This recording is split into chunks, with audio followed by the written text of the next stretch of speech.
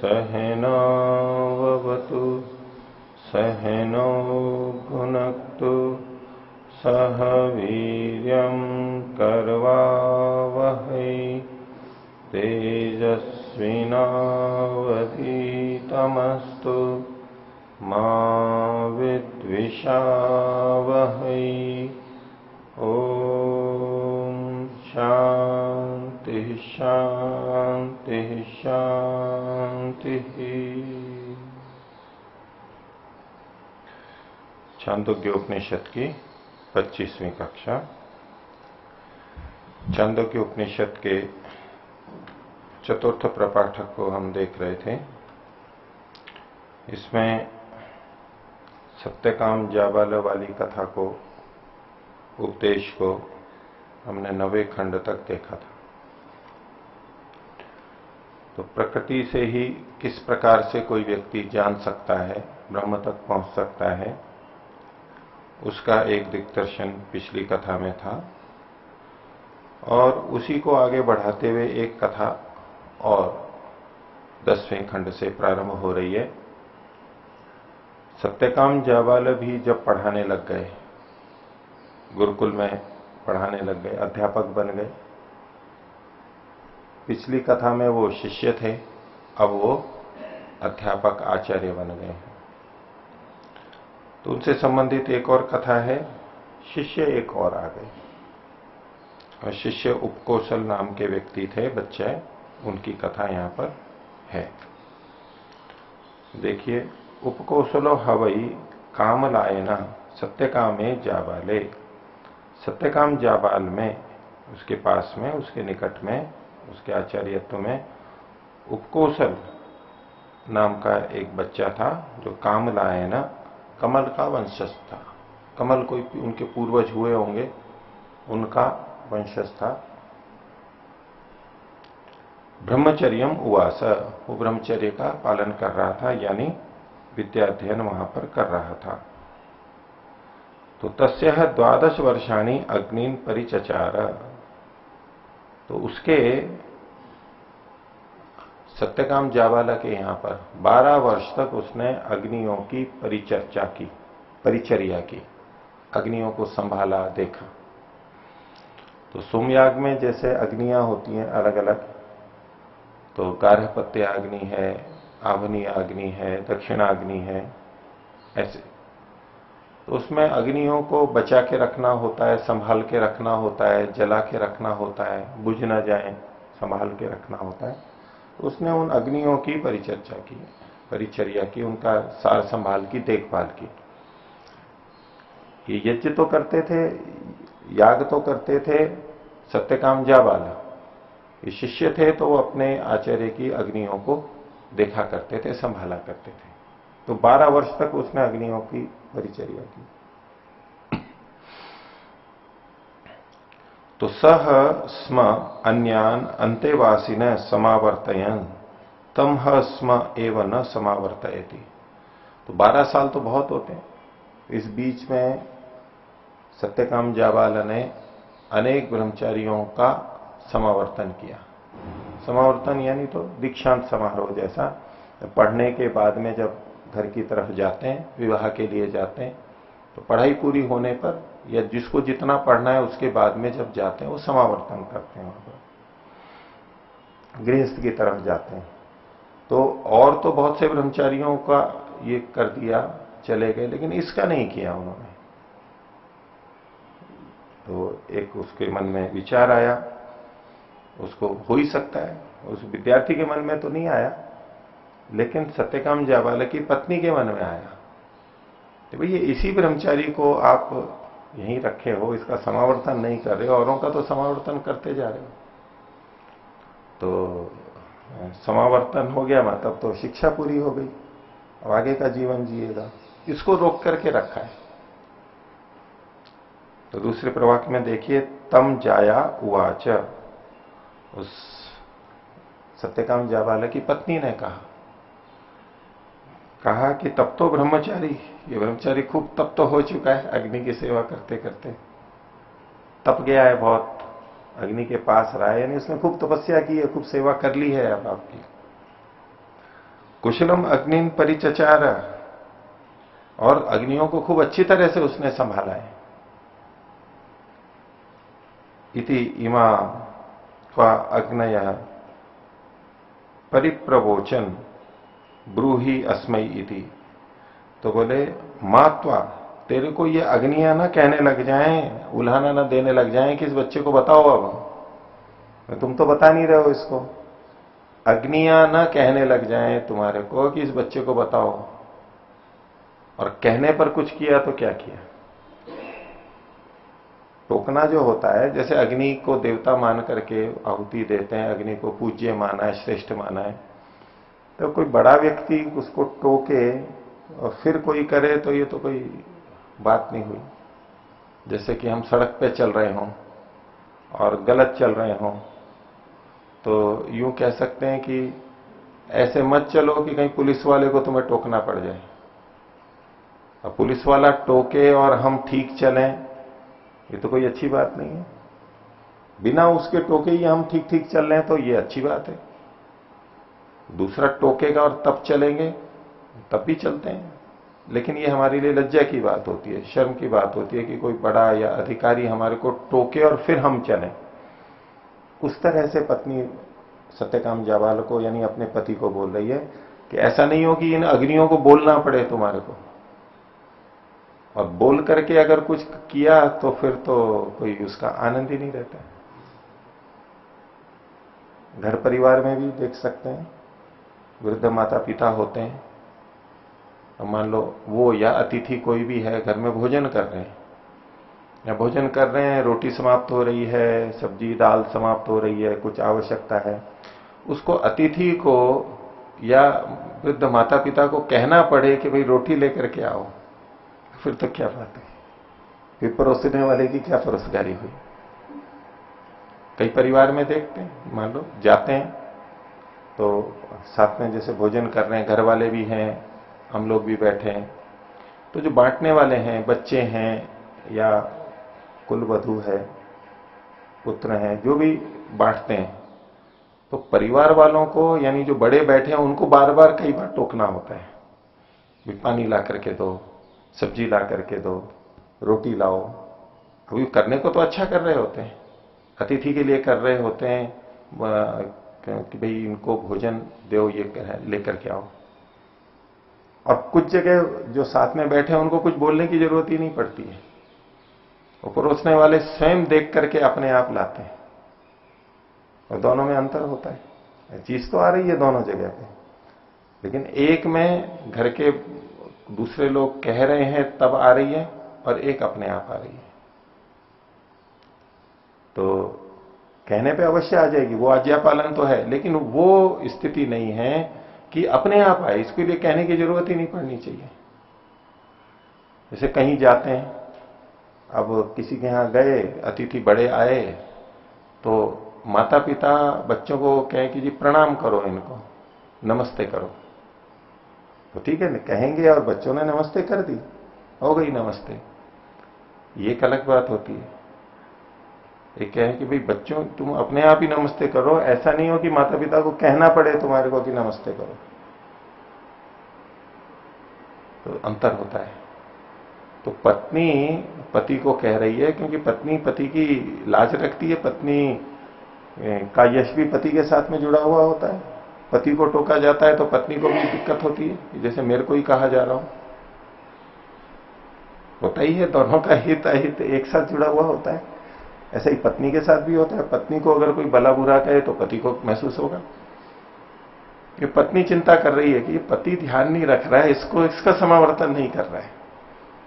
पत्नी सोच रही है कि इसकी विद्या पूरी नहीं हो रही है, इसको शिक्षा नहीं दे रहे हैं, समावर्तन नहीं कर रहे हैं, यानी इसको पूरी शिक्षा नहीं हुई अभी, इसलिए समावर्तन नहीं कर रहे हैं।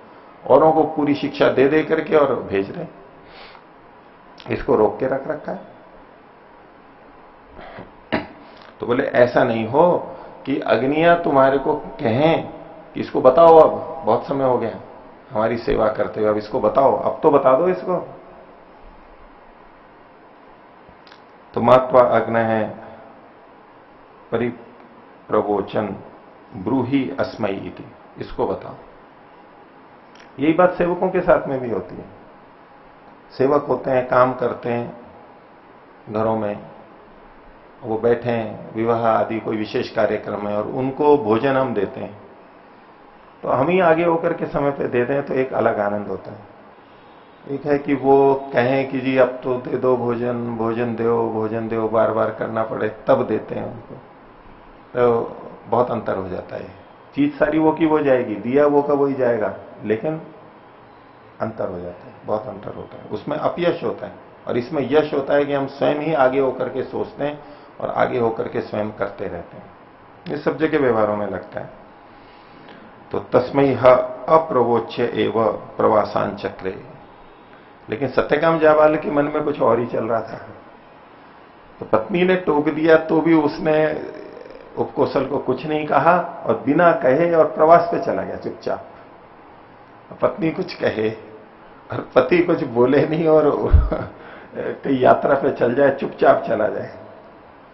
अब उसमें दोनों ही स्थितियां होती हैं। कई बार तो दुख भी होता है पत्नी को कि भाई मेरी सुनी ही नहीं, जवाब ही नहीं दिया। ये कम से कम जवाब तो देते कि मैं बताऊंगा, अभी नहीं बताऊंगा, बाद में बताऊंगा, आके बताऊंगा। कुछ भी नहीं बोले। कई बार पति यूं ही चुपचाप चला जाता है और चुपचाप चला गया। उल्टा भी होता है, पति कहता है पत्नी चुपचाप है, उत्तर ही नहीं दे रही है कुछ। वो दूसरे के लिए कठिन हो जाता है, उसके मन में आक्रोश शुरू हो जाता है कि उत्तर क्यों नहीं दे रही, जवाब क्यों नहीं दे रहा है या दे रही है। ऐसी दिक्कत आती है। अच्छा, ऐसा होता कब है? कई बार वो पति होता है, वो सोचता है कि इसको पता नहीं है, ठीक है सब हो जाएगा, मेरे को भी पता है सब, क्यों मेरे को बता रहे। मेरे को भी चिंता है, ये उपकौशल मेरा शिष्य है, 12 साल से मेरे पास में है, मेरा दायित्व है, तुम क्यों चिंता कर रहे हो, मैं कर दूंगा अपने आप। और सत्यकाम जाबाल के मन में कुछ और बात थी कि इस उपकौशल ये विशेष योग्य है, इसको मैं कुछ विशेष चीज बताऊंगा। और तो ठीक है, सामान्य पढ़ के चले गए, समावर्तन हो गया तो कौन सी बड़ी बात हो गई। समावर्तन करके गृहस्थ में जाते हैं वो तो ठीक है, सामान्य जो पढ़ाई हो रही होगी वो तो इसको भी पढ़ा रहे होंगे और औरों को भी पढ़ा रहे होंगे, वो तो कक्षाओं में समान ही पढ़ रहे होंगे। लेकिन औरों को भेज दिया कि ठीक है, औरों को भेज दिया, इसको नहीं भेज रहे। तो कई बार विशेष व्यक्ति होता है ना, उसको जल्दी विदा नहीं करते, उसको रोक के रखते हैं। जैसे कभी किसी उत्सव में घर वाले आए हुए होते हैं, परिवार वाले, तो विदा करने होते हैं तो अच्छा जी नमस्ते, कोई दूसरा और किसी को रोकना हो, अलग से उससे विशेष बात करनी है, उसको कुछ विशेष देना होता है, तो उसको विदाई नहीं देते हैं, उसको रोक के रखते हैं। वो जाता भी है तो बोले नहीं रुको थोड़े, बोले मेरे को नहीं जाने दे रहे, औरों को जाने दे रहे, औरों को विदा कर रहे हैं, और खुश हैं कि देखो चलो हमारा काम पूरा हो गया और जल्दी जा रहे हैं। और कई बार उसको महत्व देने के लिए भी रोक करके रखते हैं। अब सत्यकाम जाबाल के मन में क्या चल रहा है कि ये बच्चा जो है ये विशेष है, अग्नि की परिचर्चा कर रहा है, परिचर्या कर रहा है, और उसको उस कार्य में लगाया भी, कुछ विशेष चुन के ही लगाया होगा ना उस कार्य में, क्योंकि उसका विशेष कार्य था, औरों को दूसरे कार्य दे रखे होंगे। तो एक तो ये दृष्टि किसी के मन में आ सकती है कि भाई और कोई काम करने वाला नहीं है तो चलो रोक करके रखो, हमारा काम होगा नहीं तो ये चला जाएगा तो काम कैसे होगा, इसलिए भी रोक करके रखते हैं। पर सत्यकाम जाबाल के मन में ये नहीं होना चाहिए, ऐसा नहीं होगा। वो उसको उन अतिथियों की तरह जिनको रोक के रखते हैं कि नहीं अब बाद में उनको कुछ विशेष खिलाना होता है, विशेष उपहार देना होता है, अब सबके सामने दे नहीं सकते उनको, और सबको देना नहीं है, वो उनको थोड़ा अलग से रखते हैं, विशेष रखते हैं। तो ऐसे इसको रोक करके रख रहे हैं। तो इसके मन में तो ठीक चल रहा था सत्यकाम जाबाल के कि मैं इसको करूंगा बाद में। पत्नी कह रही है तो वो बस अंदर ही अंदर मुस्कुरा करके और चुपचाप चला गया बिना बोले। तो वो तो चला गया, पत्नी क्या करती है। तो अब वो उपकौशल भी रहा, वो उस उपकौशल के मन में भी तो वो हो सकता है उसको आश्चर्य का अभिप्राय तो पता नहीं कि मेरे को क्यों रोक करके रखा है, सबको सबका समावर्तन कर दिया, मेरा समावर्तन नहीं हो रहा है। और उसको कुछ बातें पता भी थी। देखिए तीसरा प्रवाक, तो सह व्याधिना अनशितुम दध्रे, तो वो व्याधि के द्वारा अनशितुम न खाता हुआ, अनशन करता हुआ, दध्रे मतलब वहां धारण किया, मैंने उसने वो रहा वहां पर। जैसे एक तरफ मोटे तौर पे तो ये दिख रहा है कि व्याधि के कारण से उसने खाना छोड़ा और रहा, और नहीं खाना नहीं खाया, लेकिन व्याधि थी इसलिए खाना नहीं खाया।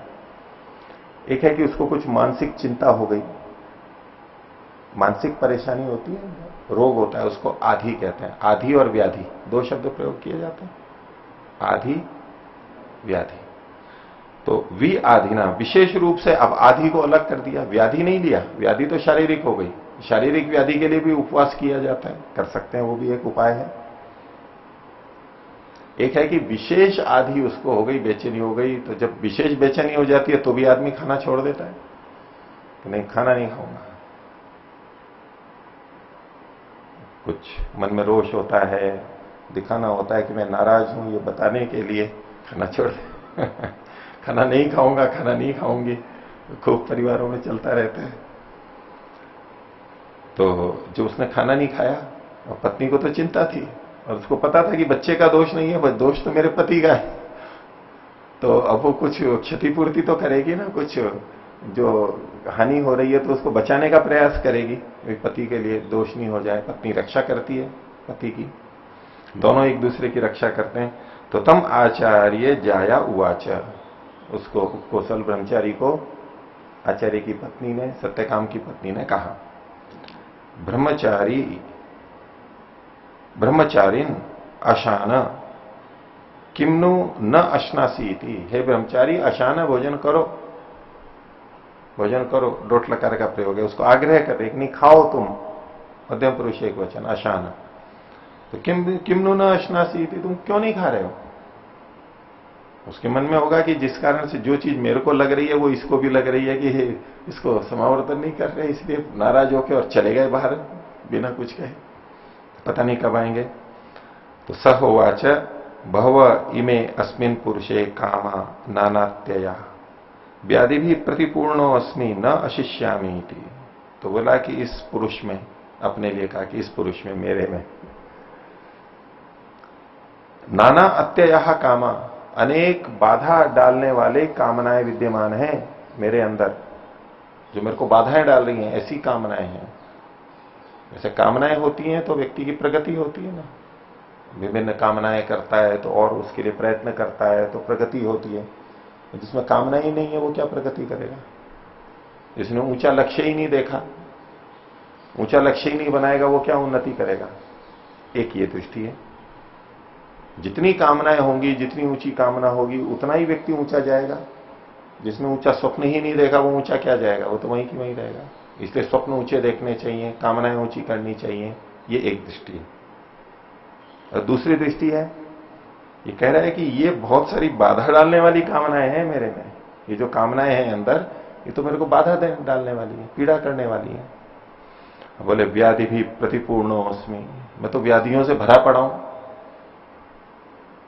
इतने 12 साल हो गए मेरे को पढ़ते हुए भी और अग्नियों की सेवा करते हुए भी, मैं तो व्याधियों से प्रतिपूर्ण हूं, भरा पड़ा हूं। उससे प्रत्युत्तर में ये जो व्याधियां हैं इससे मैं प्रभावित हो रहा हूं, इसलिए न अशिष्यामी, इसलिए मैं नहीं खाऊंगा।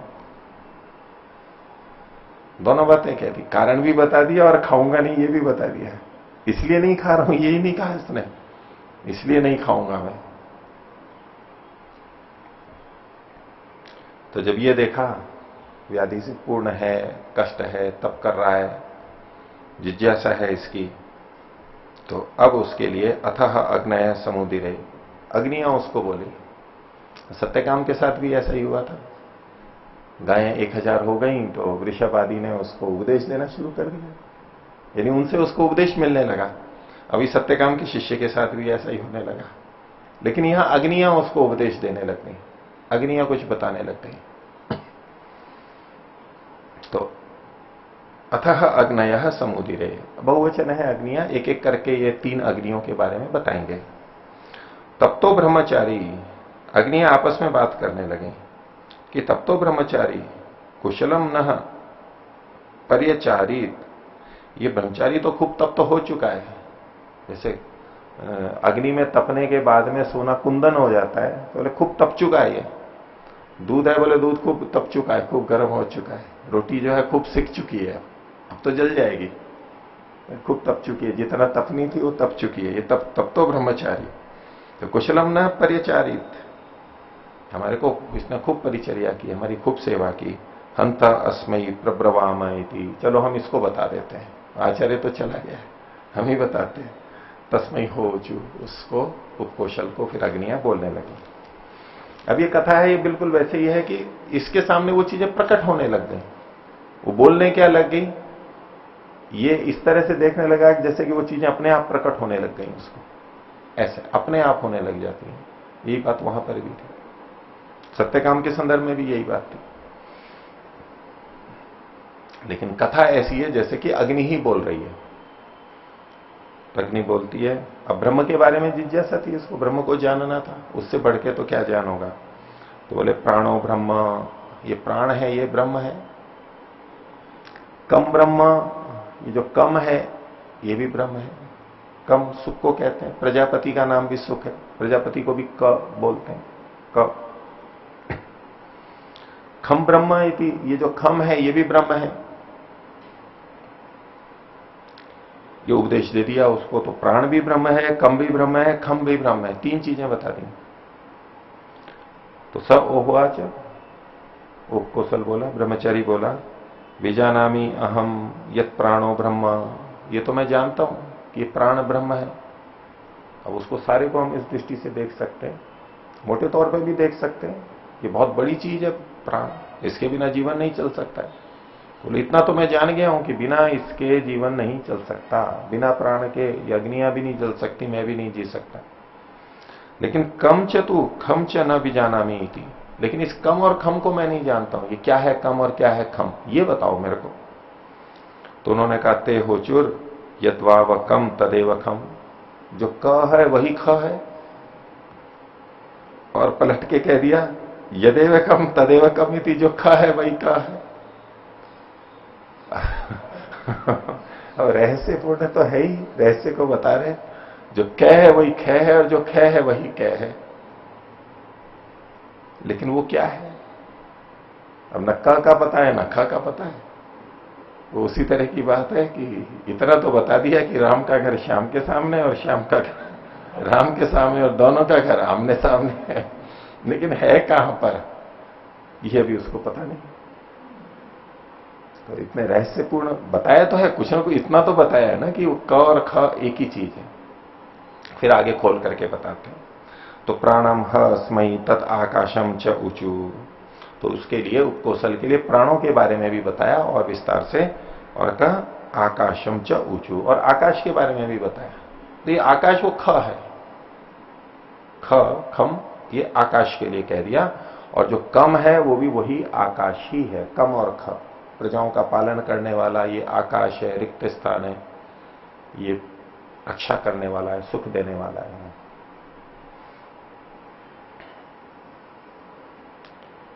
तो एक अग्नि ने ये इसको सामान्य रूप से बताया, ये तीनों ने बता दिया, अपनी एक कुछ बात उसको बता दी। अब और अलग से विशेष तीनों अपना अपना उपदेश इसको, उपकोशल को, ब्रह्मचारी को करने हैं।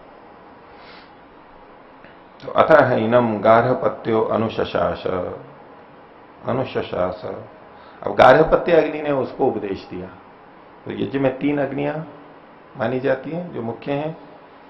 तो एक गार्हपत्य अग्नि, एक आवहनीय अग्नि और एक दक्षिणाग्नि। तो जो जगह होती है उसमें पूर्व की तरफ जो होती है सबसे आगे, उसको आवहनीय अग्नि बोलते हैं। जो पश्चिम दिशा की तरफ होती है पीछे, उसको गार्हपत्य अग्नि बोलते हैं। और अगर हम पूर्व की तरफ मुख करके बैठे और दोनों अग्नियां हमारे आमने सामने हैं, तो दाहिने हाथ की तरफ एक अग्नि होती है जो अर्धचंद्राकार के रूप में, उसको दक्षिणाग्नि कहते हैं, या उसको अनवाहार्य पचन अग्नि भी बोलते हैं। यहां उन्होंने वो नाम दिया। ये तीन अग्नियां वहां मानी जाती हैं।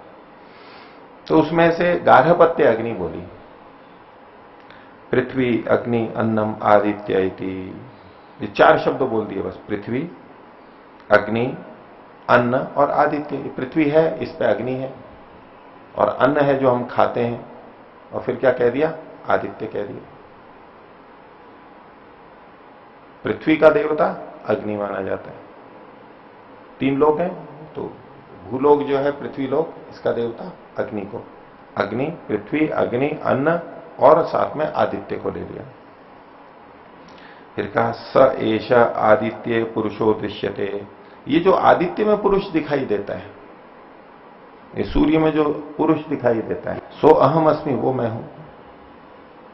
गारहपत्य अग्नि बोल रही है, वो तो कुंड होते हैं 3 तो, और उस कुंड में जो अग्नि है वो अग्नि बोल रही है कि ये जो आदित्य है, इसमें जो पुरुष दिखाई देता है वो मैं हूं।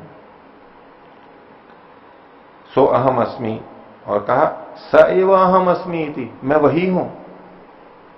एक तो ये कथन है कि जो वहां आदित्य में पुरुष दिखाई दे रहा है वो मैं हूं, और साथ में कह रहे हैं वह ही मैं हूं, वह मैं हूं, वह ही मैं हूं, और दृढ़ता से कह रहे। तो एक विज्ञान की बात, ज्ञान की बात हो गई कि ये जो अग्नि है ये कहां से आई है, उसी सूर्य से आई है, मैं वही हूं। तो उस आदित्य में जो पुरुष है, मतलब जो शक्ति है, ऊर्जा है, वो कौन है? मैं वही हूं, मैं वहीं से ही आई हूं, वही हूं मैं, अंतर नहीं है दोनों में, मैं वही हूं, बिल्कुल वही हूं, अभी यहां पर हूं, आई वहां से ही हूं। ये उसको एक उपदेश दिया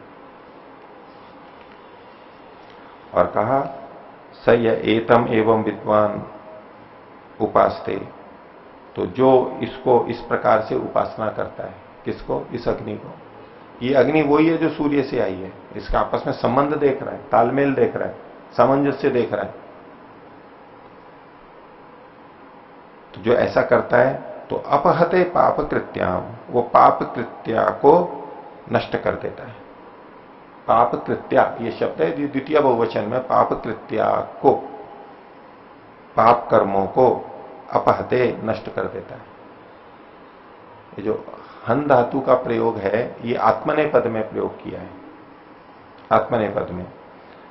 वैसे आंग पूर्वक हन धातु से आत्मनेय पद होता है, आंगो यमहना आहते।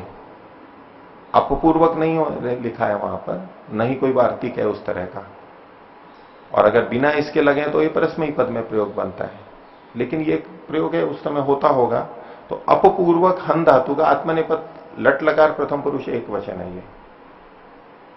तो पाप कृत्य के अपहते, पाप कृत्य जो है वो पाप कृत्य को नष्ट कर देता है, विनाशयति अर्थ है यहां पर, अपहते दूर नष्ट कर देता है, हटा देता है। कौन? जो इस प्रकार से जान लेता है कि ये जो आवनीय अग्नि है, नहीं, ये जो गारहपत्य अग्नि है, गारहपत्य जो मैं हूं वो वही आदित्य वाला है, ये जो जान लेता है तो वो लोकी भवती, लोक वाला हो जाता है, लोकों का स्वामी हो जाता है। सर्वम आयु रहती, वो पूरी आयु को प्राप्त करता है जितनी उसकी है। जोग जीवती, और निरंतर जीता है, लगातार जीता है, पूरी आयु को प्राप्त करता है। और उस आयु को जीने का मतलब है उसमें क्रियाशील रहता है, उसका समय व्यर्थ नहीं जाता है। जीते हुए भी बीमार हो जाते हैं तो वो क्या जीना हुआ? लंबे समय तक बीमार रह जाए, मूर्छित रह जाए, बिस्तर पर रहे तो वो जीना नहीं कहलाता है। तो ये निरंतर जीता है, पूरी आयु जीता है और निरंतर जीता है। जोग शब्द निरंतर या पहले भी आया था ये, और दूसरा अर्थ जो इन्होंने किया है कि वो उज्जवल या प्रतिष्ठित जीवन जीता है, ज्योति के समान जीता है। जोग च सूर्यम दृश्य, हम निरंतर सूर्य को देखते रहें, यानी हमारे नेत्र बने रहें, हम अच्छे तरह लंबे समय तक देखते रहें, तो वो पूरी आयु जीता है और निरंतर जीता है। न से अवर पुरुषा क्षीयंते, और उसके जो बाद के पुरुष हैं, यानी उसकी जो संतानें हैं वो नष्ट नहीं होती हैं, असमय में नष्ट नहीं होती हैं, चलती रहती हैं। वो जीवित है और बाकी संतानें नष्ट होती जाती हैं, कई बार ऐसा नहीं होता, जीवित रहती हैं उसके रहते। उपवयम तम भुंजामो, और हम अग्नियां उसकी रक्षा करती हैं, उसका पालन करती हैं। भुंजामा, भुज धातु भी दोनों तरह से होती है, पालन में और खाने में, व्यवहारण में, लेकिन यहां पर आत्मनेपद और परस्मयी पद का भेद होता है। तो पालन करते हैं तो भुनक्ति होता है, यानी परस्मयी पद होता है, और आत्मनेपद वो खाने वाली जब धातु होती है, भुज धातु ही खाना, भोजन खाने अर्थ में होती है तो आत्मनेपद हो जाता है, और पालन अर्थ में होता है तो परस्मयी पद होता है। तो ये जो भुंजामा, भुंजामी, भुंजावा, भुंजामा, पठावा, पठामा, उसकी तरह से यहां पर बनाया हुआ है भुंजामा। ये परस्मयी पद का प्रयोग है, लेकिन वास्तव में भुज धातु से ऐसा रोग नहीं बनता है। भुनजमी, भुंजवह, भुंजमह, भुंजमह ये रूप बनता है वैसे तो, लेकिन इस तरह का विकरण व्यत्यय करके प्रयोग होते हैं, या तो अलग गण की वो धातु मान करके ऐसे प्रयोग होते हैं, लेकिन है ये परस्मयी पद का प्रयोग, ये पालन अर्थ में है, खाने अर्थ के अंदर नहीं है। तो कह रहे हैं उपवयम तम भुंजामा, हम इसको उपभुंजामा, इसका निकटता से पालन करते हैं हम, अग्निया उसका, ऐसे व्यक्ति का जो ये जानता है। कहा अस्मिश्च लोके अमुस्मिश्च, इस लोक में भी और परलोक में भी, आगे वाले आने वाले लोक में भी, इसी लोक में नहीं, यानी इसका आगे तक हम ध्यान रखते हैं, इसका हित करते हैं। किसका? य एतम एवं विद्वान उपासते, जो इसको इस प्रकार से जानता हुआ इसकी उपासना करता है, ये वही है, वो आगे तक के लिए उसका जीवन, ये जीवन भी सुधरता है और आगे का जीवन भी सुधरता है, उससे बहुत सारे लाभ उठा लेता है, जिसको पता है कि सूर्य से ये अग्नि आ रही है इत्यादि। तो गार्हपत्य अग्नि ने उपदेश दे दिया। आगे अतः हैनम अनवाहार्य पचनो अनुशशास, अनवाहार्य पचन यानी दक्षिणाग्नि ने उसके लिए अब उपदेश किया। उसने भी 4 शब्द बोल दिए, आपो दिशो नक्षत्राणी चंद्रमा इति, जल है, दिशाएं हैं और नक्षत्र हैं अंतरिक्ष में जो होते हैं, द्विलोक में होते हैं, और चंद्रमा। यह ऐसा चंद्रमसी पुरुषो दृश्यते सो अहम अस्मि। अब ये दक्षिणाग्नि बोलने लगी कि जो ये चंद्रमा में पुरुष है वही मैं हूं, जो चंद्रमा में पुरुष है वही मैं हूं, और स एव अहम अस्मि थी, वही हूं मैं। और दक्षिणाग्नि को कैसे बनाया जाता है? आधा गोला जैसा, जैसे कि मैं समझो अर्ध चंद्राकार है, चंद्रमा आधा होता है ना, ऐसा उसको जो रूप आजकल दिया जाता है वो इस तरह का दिया जाता है, आधा चंद्रमा।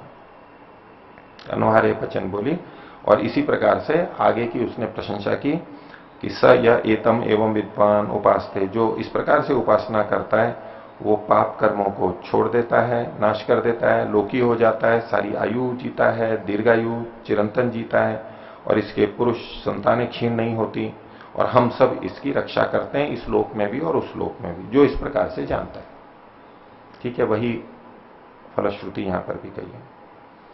अब तीसरी अग्नि बोलती है, अतः हैनम आवनियो अनुशशास, आवनीय अग्नि उसको बोल रही है,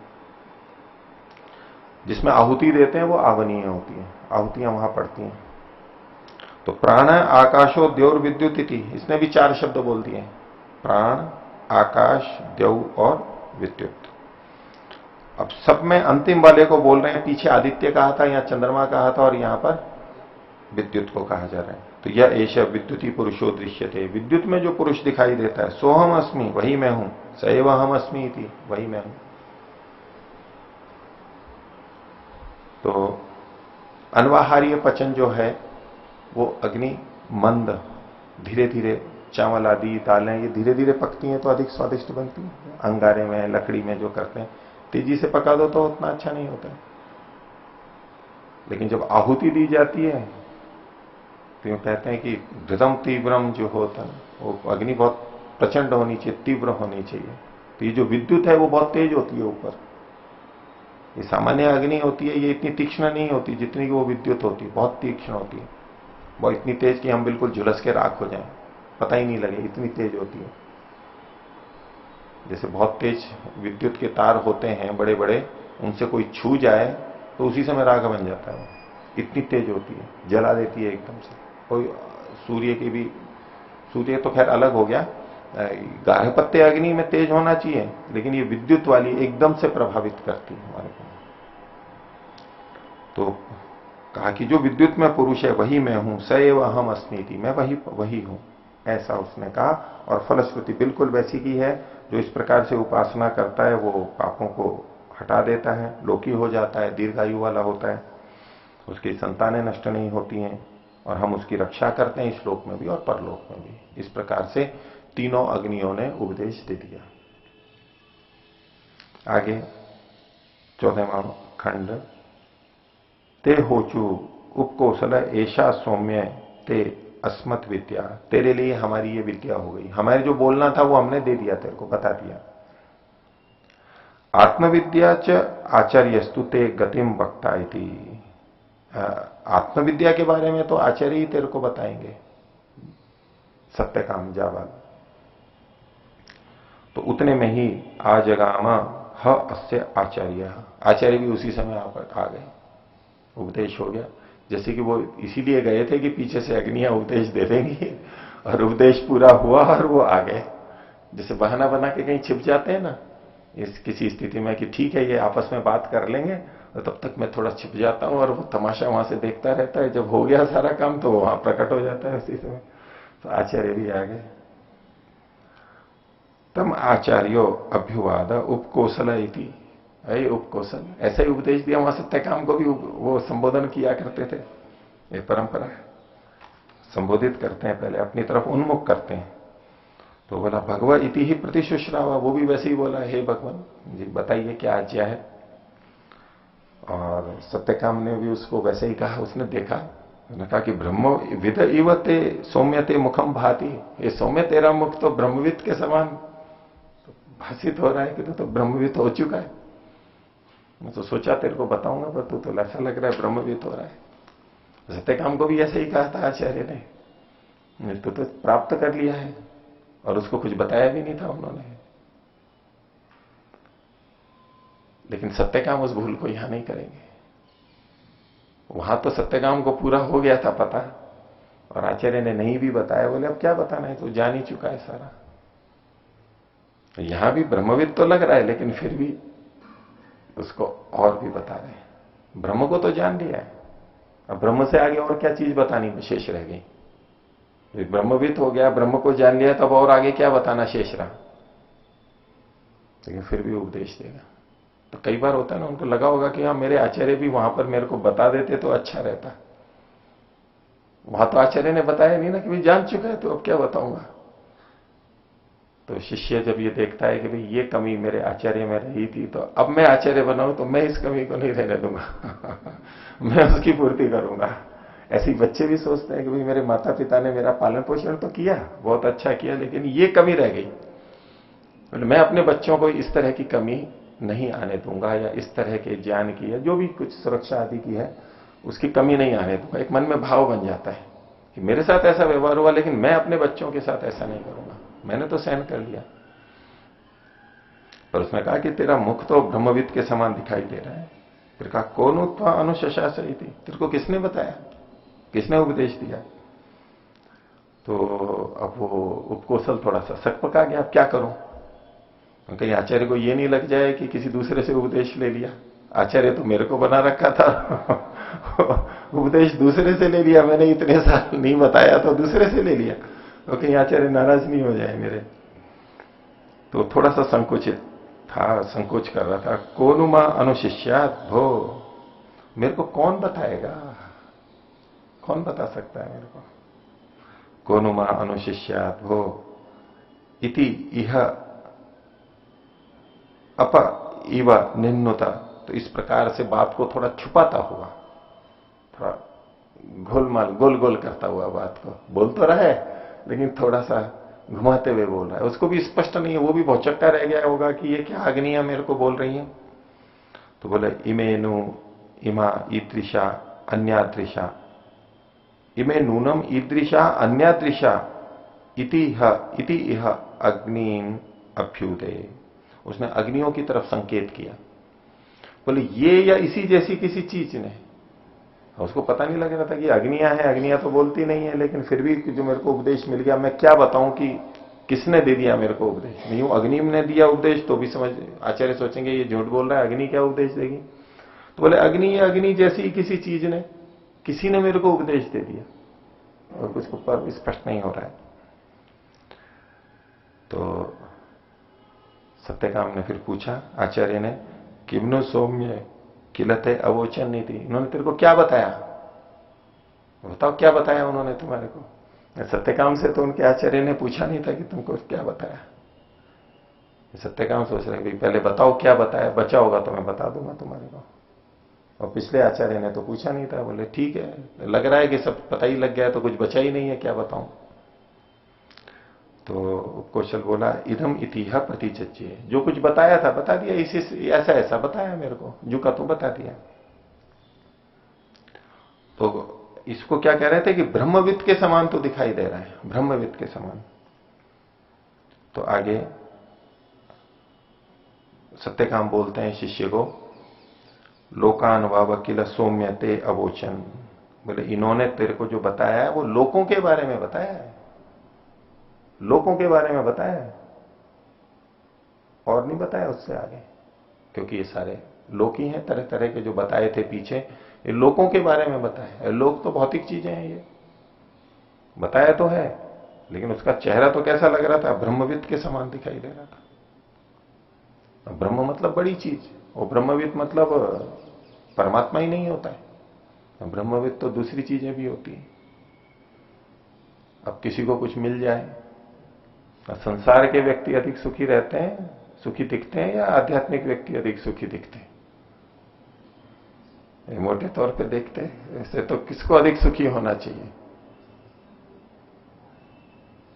किसको अधिक सुखी दिखना चाहिए? संसार में तो दुखी दुख है, उस दुख को छोड़ करके आया तो सुखी दिखना चाहिए, लेकिन हो उल्टा जाता है। तो अब वो कई जने फिर यूं बोलते भी हैं कि भाई आपसे ज्यादा तो ये संसार के लोग खुशी सुखी दिखते हैं, आप तो दुखी दिख रहे हो ऐसे। तो वो सब छोड़ के भी दुखी हुए तो फिर क्या हुआ, फिर इसका मतलब कुछ मिला नहीं है। तो वो सांसारिक व्यक्तियों को कुछ मिल गया होता है, वहां भी सब जने खुशी थोड़ा ना होता है, कोई कोई खुश होता है। अब किसी का व्यापार मान लो खूब अच्छी कमाई हो रही है, बढ़ बढ़ चढ़ करके खूब, तो खुश होगा ना, दिन रात खुशी खुशी रहता है। उसको अच्छी नौकरी मिल गई और कुछ अच्छा हो गया, अच्छा अच्छा होता जा रहा है, और उसको पता है कि मेरा ये बढ़ता जाएगा, ये मकान भी हो गया, ये गाड़ी भी हो गई, ये विवाह भी हो गया, ये जो होता जाता है तो व्यक्ति खुश खुश रहता है उस समय, लगेगा जैसे, क्योंकि उसको लग रहा है कि मैं कुछ बढ़ गया हूं, अच्छा हो गया हूं। और इधर उसको ऐसा लग नहीं रहा है अध्यात्म में कि भी कुछ ऐसा मिल गया मेरे को। तो वो सब चीजें तो मान लो उसने प्राप्त की, छोड़ के भी आया, लेकिन कोई खुश है उसका ये मतलब नहीं होता कि उसको ब्रह्म मिल गया है। कोई बड़ी चीज मिली है इतना ठीक है, वो बड़ा खुश नजर आ रहा है, बड़ा खुश नजर आ रहा है, कुछ मिल गया है इसको। और क्या मिल गया? तो सांसारिक स्तर पे जो गतियां होती हैं, ज्ञान होता है, उससे भी व्यक्ति उतना ही खुश होता है, प्रसन्न रह सकता है। हम बच्चों को जो नया नया सीखने को मिलता है तो कितने खुश होते हैं, नई नई चीजें, नई नई ट्रेनिंग लेते हैं, कोचिंग लेते हैं, सीखते हैं, उसको सीख करके बहुत खुश होते हैं कि वो इतनी चीज आ गई हमारे को। किसी को कंप्यूटर चलाना आ गया तो बड़े खुश होते हैं, उसमें मोबाइल चलाना आ गया, चिकित्सा करनी आ गई, गाड़ी चलानी आ गई, ये सब में खुश होते हैं ना व्यक्ति। अलग अलग चीजों में हो गया, हेलीकॉप्टर चलाना आ गया और खुश हो जाता है। तो संसार की जो बड़ी बड़ी चीजें हैं उनको जानने पर भी प्रसन्नता होती है, और वो ऐसा लगेगा जैसे इसने ब्रह्म को प्राप्त कर लिया। ब्रह्म मतलब बड़े को प्राप्त कर लिया, जितना है जैसा है उससे बड़ी चीज प्राप्त कर ली, ज्ञान है, वस्तु है, तो ऐसा प्रसन्न दिखाई देगा कि कुछ मिल गया है इसको, कुछ मिल गया है, कुछ पा लिया है, खुशी किस बात की है। तो जो इसको कहा था ब्रह्मविद ही हुआ, ब्रह्मविद नहीं, ब्रह्मविद के समान लग रहे हो तुम, ऐसा लग रहा है जैसे तुमने कुछ बड़ा पा लिया है। जैसे उसने बताया तो कहा ये सारे लोग हैं, लोगों को पाया है तुमने अभी तो लोकान वावकिल सौम्य ते अवोचन, उन्होंने तेरे को लोक के बारे में बताया। अहम तु ते तत् वक्ष्यामि, लेकिन मैं तेरे को वो चीज बताऊंगा, यथा पुष्कर पलाशे आपो न श्लिष्यन्ते। उदाहरण देके बता रहे, जैसे कमल के पत्ते पर, पुष्कर के पलाश में पत्ते पर जल नहीं श्लिष्ट होता है, चिपकता है। बहुत कहते हैं जल में या कीचड़ में कमल के पुष्प के समान, उस पर पानी डालो तो बूंद की तरह, मोती की तरह भले ही दिख जाएगा या बिखर जाएगा, गिर जाएगा, लेकिन वो चिपकता नहीं है उस पर। तो जैसे पुष्कर पलाश में कमल के पत्ते पर जल चिपकता नहीं है, लिप्त नहीं होता है, एवं एवं विधि पापम कर्म न श्लिष्यते इति। इस प्रकार के जानने वाले को पाप कर्म लिप्त नहीं होता है। मैं वो चीज बताऊंगा तेरे को, तेरे से पाप कर्म लिप्त नहीं होगा। फिर न कर्म लिप्यते न, भिन्न संदर्भ में, लेकिन पाप कर्म लिप्त नहीं होगा। न श्लिष्यते। तो उसने कहा ब्रवीतु में भगवान ही थी, बताइए आप, ये तो मैं जानना चाहता हूं, कृपा कीजिए। तो तस्मै होवाच, उसको अब ये अपनी विद्या दे रहा है।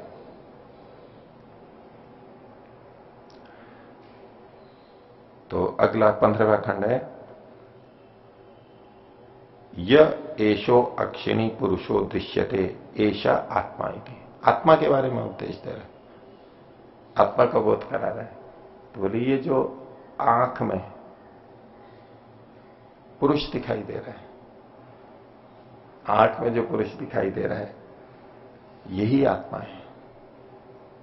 तो आंख में कुछ दिखाई देता है ना हमारे को, हमें तो ऐसे ही लगता है ना कि व्यक्ति है कहां पर, यहीं बैठा है।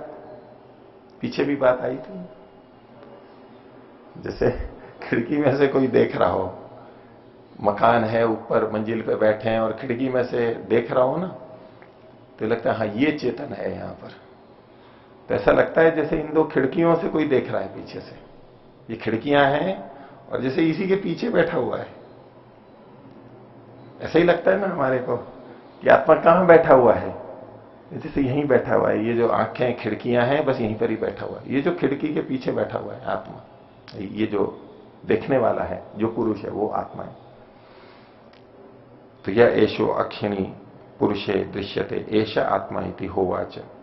और ये कैसा है, एतत् अमृतम अभयम एतत् ब्रह्म इति। ये अमृत है, मरता नहीं है।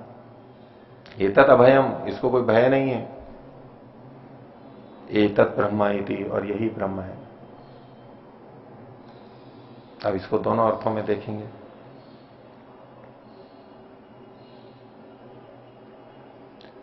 ये सारी देखिए अलंकार के रूप में है कथा सारी, सीधी सीधी। ऐसे नहीं है कि बिल्कुल यही यूं का यूं देखेंगे। इन सब चीजों में जो लोकों में देखा, सूर्य में जो देखा, चंद्रमा में जो देखा, विद्युत में जो देखा, वहां तो एक केवल वैशिष्ट्य दिखाई देता है कि इसमें कितनी प्रतिभा है, कितना प्रकाश है, कितनी ऊर्जा है, ये कुछ वहां विशेष दिखाई देता है बस। लेकिन वो चेतन के समान नहीं दिखाई देते। वहां उसकी शक्ति तो पता लगती है पीछे छुपी हुई, एक कुछ न कुछ है। लेकिन यहां ऐसी दिखाई देती है, देखो जैसे इसमें इच्छाएं हैं, आंखों से इच्छाओं का पता लगता है, गति होती है कभी इधर कभी उधर। वैसे नहीं है कि जैसे सूर्य तप रहा है, जैसे बल्ब जल रहा है, ऐसे पलकें भी झपक रही हैं, आंखों में कुछ हो रहा है, जैसे चेतनता का बोध होता है वहां पर। ये केवल ऐसा ही नहीं है, सामान्य नहीं है, इसके पीछे कुछ चेतन छुपा हुआ है। तो एतत् अमृतम अभयम एतत् ब्रह्म इति तत् यदि तद यद्यपि अस्मिन् सर्पिर व उदकम व सिंचती। अगर इसमें आंख में, ये आंख ही, इसी आंख को मोटे तौर पे कह रहे हैं, लेकिन भाव दूसरा है, ऊपर से तो यही लगेगा। तो इस आंख में अगर कोई घृत और उदक को सिंचन करता है, आंख में पानी डालते हैं, जैसे गुलाब जल डाल देते हैं, और घृत तो डालते हुए नहीं देखा, कभी कभी डाल दें तो डाल देते हैं। तो इसमें डालते हैं तो वर्तमनी एव गच्छति, ये वर्तम में जो इसके किनारे हैं उसमें चला जाता है, अंदर नहीं जाता है। यानी ऊपर रहता है और बह करके इधर आता है, जैसे अलिप्त है। ये एक मोटे तौर पे समझा रहे हैं, आंख में ये डाला लेकिन बह करके बाहर निकल जाएगा वो इधर। तो ऐसे ये आत्मा है, अमृत है, अभय है, ब्रह्म है। वर्तमनी ये द्विवचन का रूप है, द्वितीय द्विवचन। आगे एतम संयत वाम इति आचक्षते, इसको, ये जो पुरुष है इसको संयत वाम एक नाम दिया गया है, संयत वाम नाम से कहा जा रहा है। एतम संयत वाम इति आचक्षते, लोग इसको संयत वाम कहते हैं। और संयत वाम क्यों कहते हैं, तो बोले एतम ही सर्वाणी वामानी अभिसंयंती, इसी की ओर सारी श्रेष्ठ चीजें बहती हैं, इसी की तरफ जाती हैं, सारी अच्छी चीजें इसी की तरफ जाती हैं। इसलिए इसको संयत वाम कहते हैं। जो जो भी अच्छी चीजें हैं इसके लिए हैं, इसकी तरफ जा रही हैं, सब कुछ इसी के लिए है। ये जीवात्मा आत्मा के लिए कह रहे हैं। इस शरीर की दृष्टि से वो ब्रह्म है, शरीर में सबसे मुख्य वही है, वही सबसे बड़ा है, तो सारी चीजें इसी के लिए जाती हैं। आत्मा के लिए जब लेंगे, जितनी अच्छी चीजें हैं वो आत्मा के हित के लिए हैं। शरीर है, इंद्रियां हैं, खाद्य पदार्थ हैं, सूर्य है, चंद्रमा, ये सब वास्तव में किसके लिए? उसी की तरफ जा रहे हैं। तो जो ऐसा जान लेता है तो सर्वाणी एनम वामानी अभिसंयंती या एवं वेदा, जो ऐसा जान लेता है तो सारी अच्छी चीजें उसकी तरफ जाने लगती हैं, और जो नहीं जानता है उसकी तरफ गलत गलत चीजें जाने लग जाती हैं, गलत चीजें उसकी तरफ जाने लगती हैं। अब गलत चीजें उसकी तरफ जाती हैं या वो समझ लेता है कि गलत चीजें मेरी तरफ आ रही हैं, दोनों बातें हो सकती है ना, दोनों बातें हो सकती हैं। मान लो अच्छी बुरी जो भी चीजें आ रही हैं, एक तो व्यक्ति ये सोच ले कि ये सारी अच्छी चीजें आ रही हैं मेरी तरफ, इसमें भी मेरा हित छुपा हुआ है, कुछ अच्छा हो रहा है। और कुछ अच्छी चीजें आ रही हो तो भी व्यक्ति सोच सकता है कि मेरी तरफ गलत चीजें आ रही हैं, इससे भी मेरा अहित हो सकता है, मेरी हानि हो सकती है। अच्छी भी आएगी तो भी उसके मन में शंका होगी कि नहीं कुछ गलत आ रहा है। अच्छे से अच्छा कोई देगा तो भी लगेगा कि नहीं कुछ गलत दे रहा है, कहीं मेरे को जहर नहीं दे रही है, मेरी हानि ना कर दे। और जो दूसरा व्यक्ति है उसको जो चीजें आ रही हैं भले ही सामान्य आ रही हैं तो भी उसको लगता है बहुत अच्छी चीजें आ रही हैं, मेरे लिए बहुत उपयोगी हैं, इतना तो आ रहा है।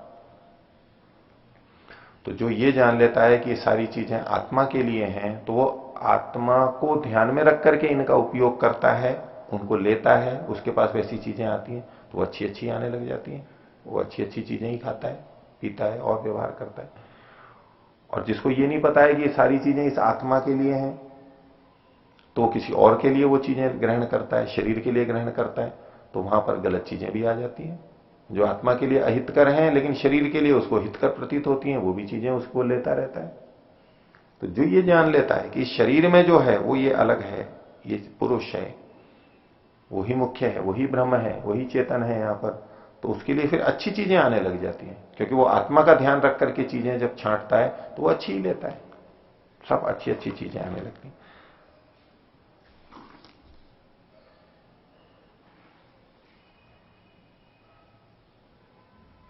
अच्छी चीजों के लिए वाम शब्द का प्रयोग किया जाता है। आगे एश उ एव, इसको एक दूसरा नाम दे रहे हैं वामनी रेश, वामनी, वामनी ये एक नाम दे दिया। तो एश ही सर्वाणी वामानी नयति, ये स्वयं सारे अच्छी चीजों को ले जाता है।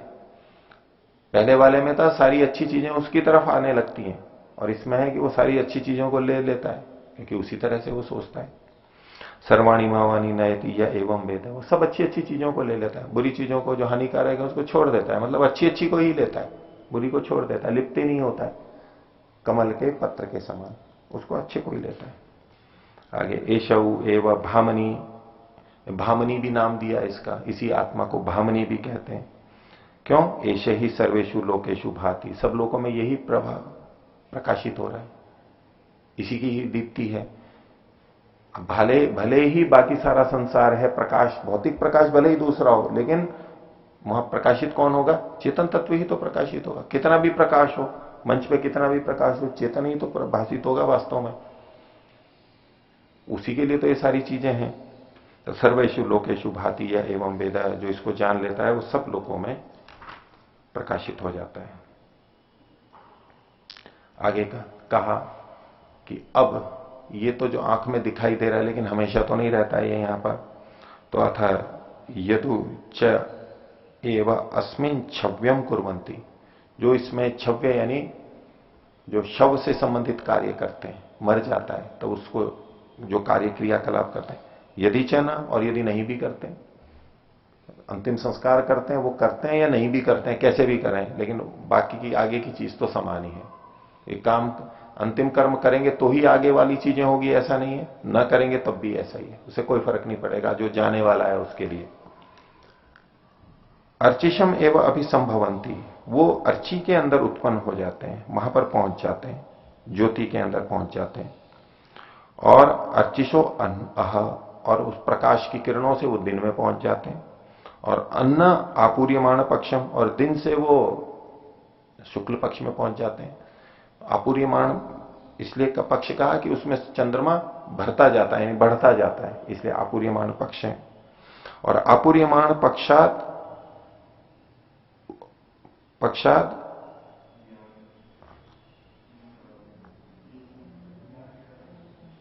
हाँ, यान षड उदंगेति मासान, जो 6 मास में उदय होता है, यानी तो ये उत्तरायण का जो 6 काल है उसमें चला जाता है। और वहां पर पूर्णिमा वाला था, शुक्ल पक्ष था, और इसमें उत्तरायण को इसको श्रेष्ठ मानते हैं। तान मासे पे संवत्सरम, और उससे वो संवत्सर को पहुंचता है। संवत्सरात आदित्यम, संवत्सर से आदित्य में पहुंचता है, सूर्य में। और आदित्य चंद्रमसम, आदित्य से वो चंद्रमा में पहुंच जाता है। चंद्रमसो विद्युतम, चंद्रमा से वो विद्युत में पहुंच जाता है। यहां पर ये जो तीनों अग्नियां बताई थी उसमें जो इसी क्रम से लिया था, आदित्य, चंद्रमा और विद्युत। तत्पुरुषो अमानव, और जो ये पुरुष हो जाता है ये, वो मानव नहीं रहता है, वो अमानव हो जाता है, देवता हो जाता है, उच्च हो जाता है। स एनान ब्रह्म गमयति, और वह ये जो है इनको, ब्रह्म को का ज्ञान कराता है। स एनान ब्रह्म गमयति, लोगों को ब्रह्म का ज्ञान कराता है। ऐसा देवपथो ब्रह्मपथ, ये देवपथ है, और ये देवपथ है, यही ब्रह्मपथ है। पितृयान देवयान 2 मार्ग कहे जाते हैं, तो जो देवयान है, देवपथ है, वो ब्रह्मपथ ही है, ब्रह्म को तरफ ले जाने वाला है। एतेन प्रतिपद्यमाना इमम मानवम आवर्तम ना वर्तनते ना वर्तनते, इसकी तरफ जो जाते हैं, इसको जो पहुंचते हैं, इस मानव आवर्त को फिर प्राप्त नहीं करते हैं। ये मानव आवर्त एक है जितना 100 ब्रह्म वर्ष का, इसमें वो प्राप्त नहीं होते हैं, उसके बाद तो भले ही प्राप्त हो जाएंगे। नाति वर्तनते ये भी होता है कि पुनः न पुनरावर्तनते न पुनरावर्तनते, तो इमम मानवम आवर्तम नाति वर्तनते, तो वो इसके इसके अंदर नहीं लौटते हैं, इसमें नहीं लौटते हैं। बाद में तो ठीक है, जब मुक्ति का काल समाप्त होगा तब तो लौटेंगे, लेकिन इसके अंदर वो नहीं लौटते हैं। तो जो इस प्रक्रिया से जानते हुए आत्मा को जान लेते हैं, तो सब अच्छी चीजें उसकी तरफ आने लगती हैं, वो श्रेष्ठ बन जाता है। तो एक परोक्ष रूप से कथा के माध्यम से बताया कि भौतिक जगत को भी जानने से वो ब्रह्म जैसा लगता है, उसको प्रसन्नता होती है, लेकिन आत्मा को जान के उस जगह पे पहुंचते हैं जहां वो वास्तव में पहुंचना चाहता है। ठीक है। और ब्रह्मविद तो सत्यकाम जाबाल भी हो गए थे, और उसके बाद भी उन्होंने फिर विवाह किया था, गुरुकुल में पढ़ा भी रहे थे। ठीक है। अब इनका भी समावर्तन कर देंगे, उपकोशल का भी अंतिम उपदेश हो गया उनके लिए। आज का पाठ इतना ही रखते हैं। परमोधन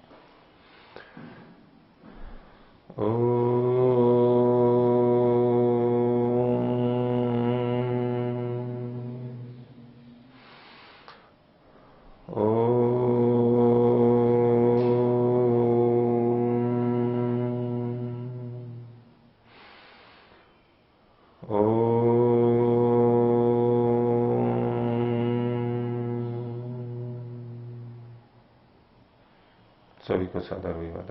ओम